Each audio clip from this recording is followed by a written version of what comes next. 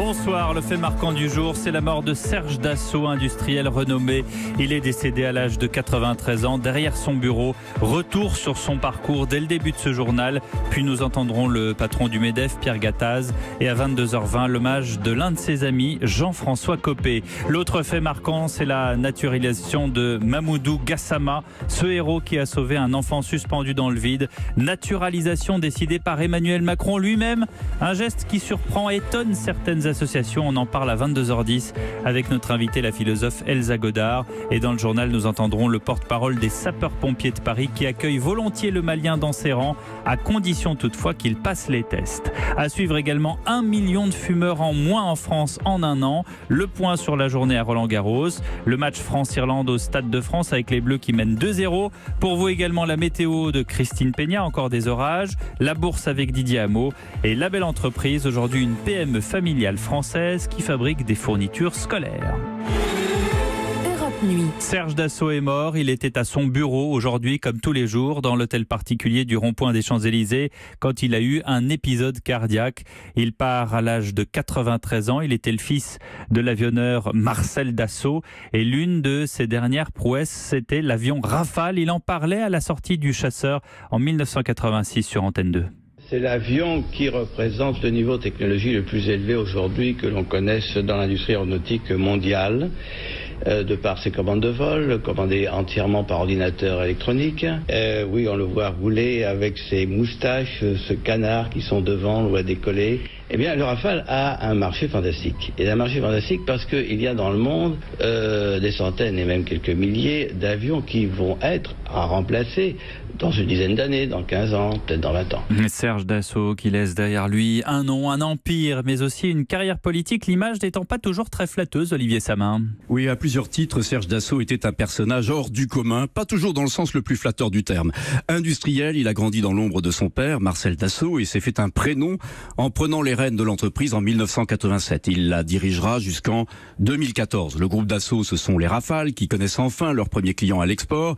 C'est aussi un groupe tourné vers les nouvelles technologies, champion français de la 3D.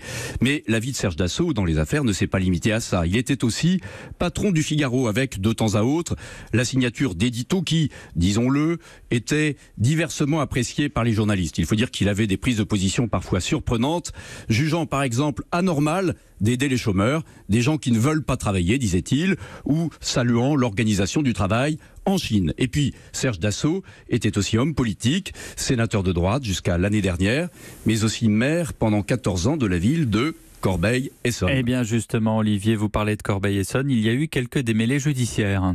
Ben oui, sa carrière politique dans l'Essonne, justement, a été émaillée de nombreuses procédures judiciaires. Il a notamment été poursuivi pour avoir acheté le vote de ses électeurs, ce qui lui a valu l'annulation de sa réélection à la mairie en 2009. Il devait par ailleurs être jugé la semaine prochaine en appel pour blanchiment de fraude fiscale, après une première condamnation, il y a un an, à 5 ans d'inéligibilité et 2 millions d'euros d'amende. Merci Olivier Samin. Emmanuel Macron salue un homme qui a consacré sa vie à développer un fleuron de l'industrie. Hommage au capitaine d'industrie également du patron du MEDEF, Pierre Gattaz.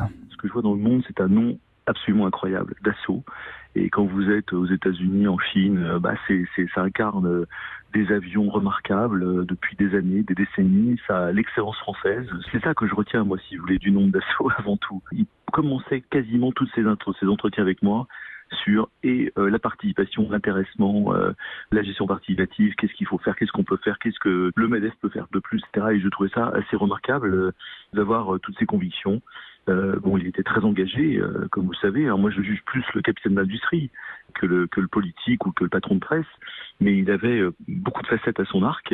Il l'a montré d'ailleurs en n'étant pas que capitaine d'industrie. Pierre Gattaz, interrogé par Anne-Laure Jumet, et nous entendrons tout à l'heure l'hommage d'un homme qu'il a bien connu, le maire de Meaux, Jean-François Copé. C'est une bonne nouvelle, la France compte moins de fumeurs. Tenez-vous bien, le chiffre est impressionnant. 1 million en moins en un an sur la seule année 2017. Le point avec Ève Roger. 1 million de fumeurs en moins. Les autorités sanitaires espéraient bien ce décrochage. Il faut dire qu'elles y ont mis les moyens, avec d'abord la spectaculaire instauration du paquet neutre à partir du mois de mai 2016, puis l'augmentation de 50 à 150 € du forfait annuel pour les substituts nicotiniques, remboursement associé à l'organisation très médiatique du premier mois sans tabac en novembre 2016. Indéniablement, ce dispositif a porté ses fruits, en particulier chez les jeunes garçons entre 18 et 24 ans, tranche d'âge où le tabac est traditionnellement très présent. À eux seuls, ils représentent un quart de la baisse. Bon point aussi pour les femmes de 55 à 64 ans. Mais la plus grande victoire concerne les fumeurs les plus défavorisés, ceux qui n'ont pas le bac ou les sans-emploi. C'est la première fois depuis l'an 2000 que le tabac recule auprès de ces populations. Enfin, plusieurs indicateurs peuvent laisser penser que cette désaffection ne fait que commencer. D'abord, la hausse massive du prix du paquet jusqu'à 10 € n'a débuté qu'après cette enquête. Et puis, une autre étude confirme que les jeunes de 17 ans aussi ont commencé à décrocher. Ève Roger, chef du service société d'Europe 1. L'autre actualité du jour, c'est Emmanuel Macron qui a reçu à l'Elysée Mamoudou Gassama, ce jeune migrant malien. Samedi soir, il n'a pas hésité une seconde. Il a escaladé à main nue en moins de 30 secondes 4 étages d'un immeuble parisien pour sauver un enfant suspendu dans le vide. Le chef de l'État a décidé, pour le remercier, d'enclencher une procédure de naturalisation. De plus, il fera son entrée chez les sapeurs-pompiers de Paris, mais cette proposition d'intégration ne se fera qu'après avoir passé les tests d'usage, comme le confirme le porte-parole des sapeurs-pompiers de Paris, le lieutenant-colonel Gabriel Plus. Ce héros partage d'emblée nos valeurs, puisqu'il a fait preuve d'altruisme clairement, d'efficience dans ses gestes, de discrétion, prêt à perdre sa vie au profit d'un petit garçon. Donc clairement, il fait d'ores et déjà partie des nôtres pour ces valeurs qu'il incarne. Il y a des sélections normalement assez drastiques pour intégrer les pompiers de Paris. Est-ce qu'il va en être exonéré ? Alors il suivra les sélections. Il peut déjà prétendre passer la sélection physique puisqu'on a vu qu'il avait un certain nombre de dispositions. Pour autant, il y a toute une série de tests qu'il devra faire et ensuite qu'il fasse un choix parmi les différentes options qui sont proposées. Il n'est pas intégré d'office aux sapeurs-pompiers de Paris. Il faut qu'il remplisse les conditions nécessaires pour pouvoir rejoindre nos rangs, pour pouvoir être un vrai soldat de la vie. C'est une bonne nouvelle pour l'ensemble de nos citoyens de montrer que n'importe quel citoyen peut être acteur du secours. C'est une bonne nouvelle pour le recrutement des pompiers de Paris. Oui, il y a des jeunes qui sont capables de s'engager, de relever le défi. Le lieutenant-colonel Plus avec Salomé Legrand. Et dans quelques instants, nous reviendrons sur cette naturalisation qui fait grand bruit. Certaines associations et partis politiques parlent de récupération politique. Ce qu'on peut ajouter ce soir avec les compléments d'information que l'on a eus, c'est que l'enfant est tombé d'un étage. En fait, il est tombé du 5e et il s'est rattrapé au balcon du 4e étage. Quelque part, donc lui aussi est un héros. Peu de précisions sur l'endroit où se trouve l'enfant ce soir. Vraisemblablement avec son père, qui avait été placé en garde à vue, je le rappelle, hier pour avoir laissé son enfant sans surveillance. Cet homme de 37 ans a été convoqué au parquet de Paris puis relâché. Il sera jugé devant le tribunal correctionnel dans quelques mois. Emmanuel Macron juge parfaitement inacceptable que des affiches de l'hebdomadaire Le Point, dont la une a titré justement sur le président turc Erdogan avec ce titre « Dictateur » soient retirées des kiosques de presse au motif qu'elles déplaisent aux ennemis de la liberté. La liberté de la presse n'a pas de prix, met Emmanuel Macron sur Twitter. Sans elle, c'est la dictature. En effet, vendredi dernier, nos confrères du Point titraient avec ce portrait de Recep Tayyip Erdogan avec en titre Le dictateur. Depuis, plusieurs kiosques, notamment de la région parisienne, ont été littéralement attaqués par des partisans turcs. Roland Garros. Roland Garros 2018. Europe 1, radio officielle. Avec des surprises comme la défaite de Wawrinka, mais aussi des hauts et des bas pour les Français. Christophe Lamar. La météo est venue perturber cette fin d'après-midi, mais elle n'a pas empêché Richard Gasquet de passer entre les gouttes. Le Français a été expéditif face à Andreas Seppi, balayé en 3-7. De leur côté, Benoît Paire et Gilles Simon se sont rassurés et verront donc le deuxième tour. Côté filles, en revanche, c'est plus contrasté. Le soulagement de Pauline Parmentier contrastait avec la déception de Kristina Mladenovic, battue en 2 manches après un match où elle a multiplié les fautes. Océane Dodin et Jessica Pouchet ont connu le même sort. Du côté des favoris, ou plutôt du favori, Raphaël Nadal devra revenir revenir sur le court central demain. L'Espagnol mène 2-0 face à l'Italien Simone Bolelli. La partie a été interrompue par la pluie. Novak Djokovic s'est qualifié avant l'orage, mais le Serbe n'est pas satisfait de son jeu. Quant à Stan Wawrinka, il quitte Paris plus tôt que prévu après une défaite en 5-7 qui va le faire plonger au-delà de la 250e place mondiale. Merci Christophe Lamar à Roland-Garros pour Europe 1. Et puis le foot rencontre qui a commencé sous la pluie dans un stade de France bondé. C'est le premier des 3 matchs de préparation des Bleus avant le mondial. Simon Rubin, bonne nouvelle, la France mène. Absolument, la France mène 2-0 face à l'Irlande au stade de France. But de Giroud, une tête frappée, smashée à bout portant, puis repoussée par le gardien irlandais que finalement le Français parvient à faire rentrer dans le but du pied gauche. Olivier Giroud, 31 buts en équipe de France, il égale ce soir le record de Zinedine Zidane.